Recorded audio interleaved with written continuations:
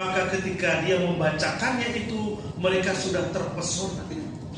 Dan yang lebih luar biasa lagi, bahwa kemudian Yesus menegaskan, pada hari ini genaplah nas ini sewaktu kamu mendengarnya.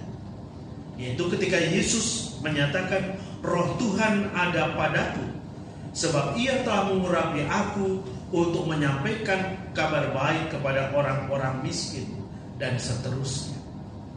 Jadi di sini seperti mengumumkan, menyatakan siapa itu Yesus. Yesus bukan sekedar sosok pribadi yang mereka kenal, anak Maria dan Yosef, tetapi dia adalah sosok pribadi yang diurapi. Dia adalah Tuhan, dan kedatangannya ke tengah-tengah dunia ini untuk membawa kabar baik, untuk membawa keselamatan kepada siapapun yang percaya kepadanya. Dan dalam bacaan yang pertama tadi, Santo Paulus menyampaikan kepada umat di Roma, tetapi juga akhirnya kepada orang-orang yang percaya kepada Yesus, bahwa semua orang yang percaya kepada Tuhan Yesus telah menerima roh. Dan ternyata itu adalah roh yang sama, roh yang masuk dalam diri Yesus, yang mengurapi Yesus Kristus itu sendiri.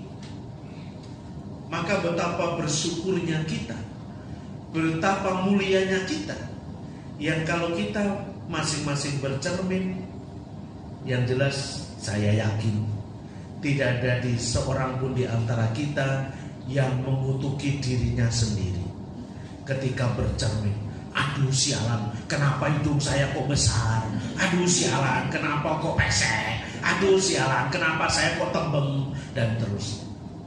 Tapi kebanyakan kalau di depan cermin biasanya kan memantut-mantut diri, senyum-senyum sendiri, lalu dibuat dicantik-cantikkan, dicakep-cakepkan. Kalau yang cowok beberapa ya agak actionnya agak lain, dipelotot-pelototin gitu. Kalau serem bagaimana gitu ya. Ya sudah, itu di cermin ya. Yang jelas tidak pernah ada yang menutupi diri. Tapi ya kita senang dengan wajah kita, maka sering kita senyum-senyum sendiri di depan cermin. Ya enggak apa-apa. Kan ada dua orang situ, sendiri dan juga yang ada di cermin ya. Nah, maka siapapun diri kita, apapun keberadaan kita, ternyata adalah roh yang sama dalam diri Yesus Kristus berkenan untuk masuk ke dalam diri kita. Maka betapa mulianya kita ini, karena roh Tuhan ada dalam diri kita. Maka tadi juga digambarkan bahwa sosok pribadi yang dikuasai oleh roh, dia akan menjalankan hal-hal yang baik lewat tubuhnya, sehingga tubuhnya ini menjadi sarana untuk perbuatan-perbuatan yang baik. Maka tadi dibedakan antara orang-orang yang hidup di dalam roh dan orang-orang yang hidup di dalam daging.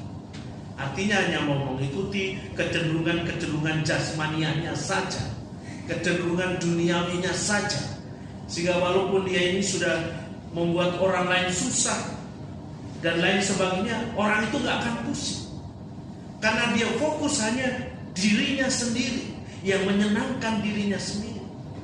Sementara orang yang hidup dalam roh, mereka adalah milik Kristus. Mereka akan berjuang dan mengusahakan kehidupannya yang semakin hari semakin selaras dengan martabatnya yang telah disucikan oleh Tuhan.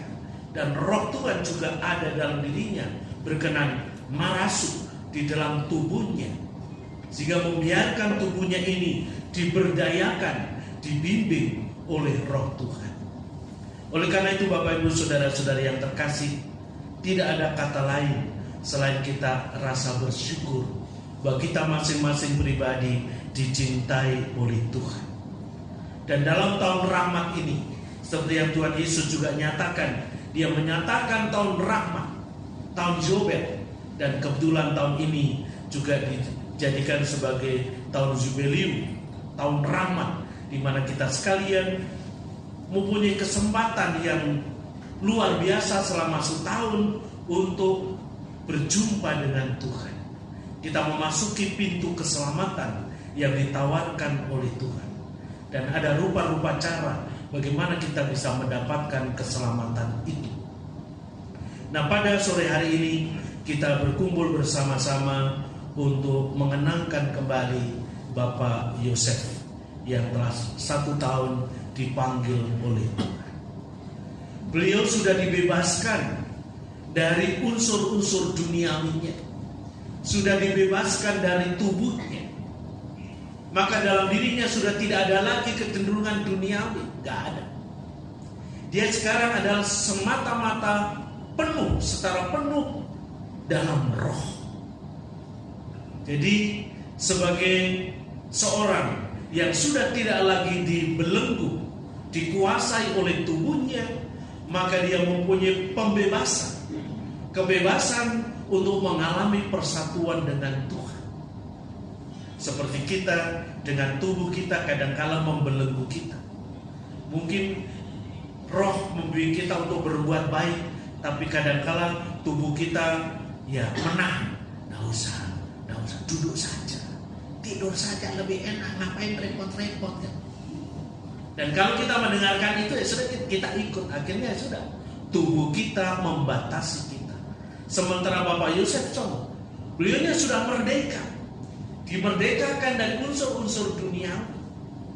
Dan karena itu juga sebagaimana dia percaya kepadanya, maka seperti yang Tuhan janjikan, dia kembali kepadanya, hidup berbahagia, mulia bersama dengan Tuhan Yesus. Dan di dalam persatuannya dengan Tuhan ini, dia juga tetap mencintai istri, anak-anak, dan seluruh anggota keluarga. Maka beliau juga tetap bisa mendoakan orang-orang yang dicintainya.